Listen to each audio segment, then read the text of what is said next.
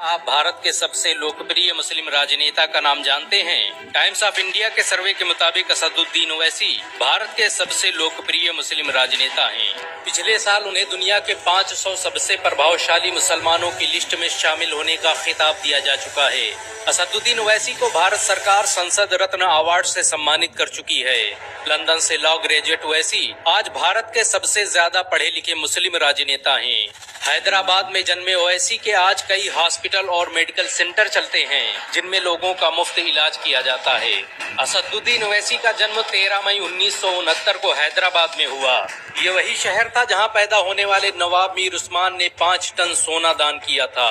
असदुद्दीन ओवैसी के पिता सुल्तान सलाहुद्दीन ओवैसी ने भारत की आजादी में बड़ी भूमिका निभाई। यही वजह है कि लोग उन्हें सालार मिल्लत के नाम से पुकारते थे। बहुत कम लोग जानते हैं कि असदुद्दीन ओवैसी के ट्रस्ट सालार मिल्लत के तहत 12 कॉलेज, 9 स्कूल और 2 हॉस्पिटल चलते हैं। उनके जरिए बनाया गया ओवैसी स्कूल ऑफ एक्सीलेंस और दक्कन मेडिकल कॉलेज हैदराबाद का बेहतरीन कॉलेज है। उनके पॉलिटेक्निक कॉलेज, इंजीनियरिंग कॉलेज और कॉलेज ऑफ फार्मेसी में हजारों लोग शिक्षा हासिल करते हैं। असदुद्दीन ओवैसी ट्रस्ट हैदराबाद में पुलिस ट्रेनिंग कैंप भी चलाता है, जिसमें गरीब बच्चे आसानी से पुलिस की ट्रेनिंग ले सकते हैं। इस ट्रस्ट के जरिए लोगों के पढ़ने के लिए फ्री ट्यूशन की व्यवस्था की गई है। असदुद्दीन ओवैसी हैदराबाद की मजलिस इत्तेहादुल मुस्लिमीन पार्टी के राष्ट्रीय अध्यक्ष भी हैं। आईमीम की स्थापना 1927 में हुई थी। आजादी के बाद ओवैसी के दादा अब्दुल वाहिद ओवैसी ने इसकी कमान संभाली और देखते ही देखते ये हैदराबाद की सबसे लोकप्रिय पार्टी बन गई। असदुद्दीन ओवैसी के आज विभिन्न सोशल मीडिया प्लेटफॉर्म पर 6 मिलियन से ज्यादा फॉलोअर हैं।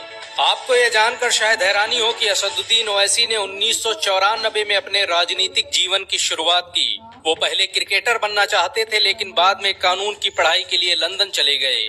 असदुद्दीन ओवैसी एक फास्ट बॉलर थे। उनका सिलेक्शन अंडर 25 क्रिकेट टीम में हो गया था। 1994 में वो विजी ट्रॉफी खेलने वाले शायद एकमात्र मुस्लिम थे। बहुत कम लोग जानते हैं कि असदुद्दीन ओवैसी लंदन से लॉ ग्रेजुएट हैं। ओवैसी उस्मानिया यूनिवर्सिटी से ग्रेजुएशन करने के बाद लंदन चले गए।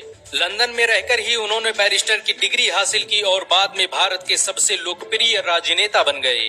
लंदन से आने के बाद ही उनके नाम में बैरिस्टर जुड़ा और वो बैरिस्टर असदुद्दीन ओवैसी के नाम से पुकारे जाने लगे। असदुद्दीन ओवैसी की लोकप्रियता का अंदाजा इसी बात से लगाया जा सकता है कि 1967 से लेकर आज तक उनकी पार्टी को चार मीनार से कोई हरा नहीं सका।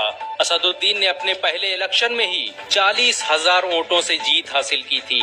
असदुद्दीन ओवैसी के नेतृत्व में ही चुनाव आयोग ने 2014 में आईमीम को राज्य पार्टी का दर्जा दिया।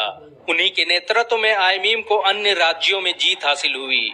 असदुद्दीन ओवैसी का हैदराबाद की राजनीति में सिक्का चलता है। उनके कारण ही तेलंगाना में हर मस्जिद के इमाम को आज हर महीने 5,000 रुपए तनख्वाह दी जाती है।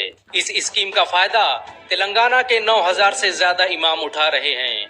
असदुद्दीन ओवैसी द्वारा बनवाए गए ओवैसी हॉस्पिटल में 2500 बेड और आसरा हॉस्पिटल में 1500 बेड की सुविधा उपलब्ध है।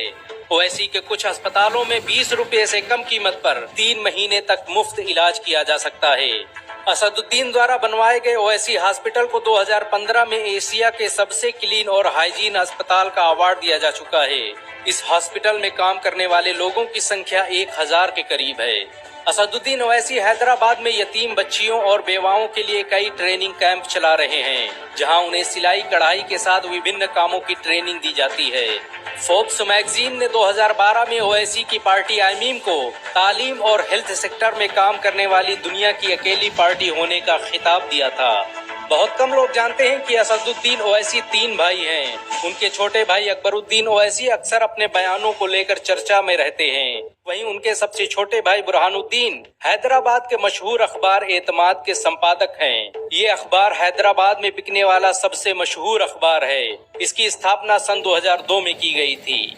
असदुद्दीन ओवैसी की पार्टी आज पूरी भारत में बड़ी तेजी से पैर पसार रही है। पिछले कुछ चुनावों में मिली जीत से आईमीम के हौसले बुलंद हैं। यही वजह है कि विरोधी आईमीम पर बीजेपी की बी टीम होने का आरोप लगाते हैं, ताकि आईमीम को बदनाम किया जा सके। हालांकि ओवैसी चुनाव लड़ने को अपना संवैधानिक अधिकार बताते हैं। असदुद्दीन ओवैसी भारत में मुस्लिम मुद्दों पर मुखर होकर बोलने वाले एकमात्र नेता हैं। 3 तलाक से लेकर बाबरी मस्जिद और एनआरसी के मुद्दे पर वो खुलेआम सरकार की आलोचना करते रहे हैं। असदुद्दीन ओवैसी को मरहूम शहाबुद्दीन का बेहद करीबी माना जाता है। सरकारी आंकड़े के मुताबिक असदुद्दीन ओवैसी के पास 13 करोड़ से अधिक की संपत्ति है। असदुद्दीन ओवैसी मुसलमानों और दलितों को एक मंच पर लाने का काम कर रहे हैं। उन्हें आज हर जुल्म के खिलाफ बोलते हुए देखा जा सकता है। सच तो ये है कि भारत के युवाओं को असदुद्दीन में अपना नेता दिखाई देता है। अगर आप असदुद्दीन ओवैसी को एक बेहतरीन नेता मानते हैं तो इस वीडियो को लाइक और शेयर जरूर करें। ऐसी और वीडियो को देखने के लिए हमारे चैनल को सब्सक्राइब करें, घंटा जरूर दबाएं।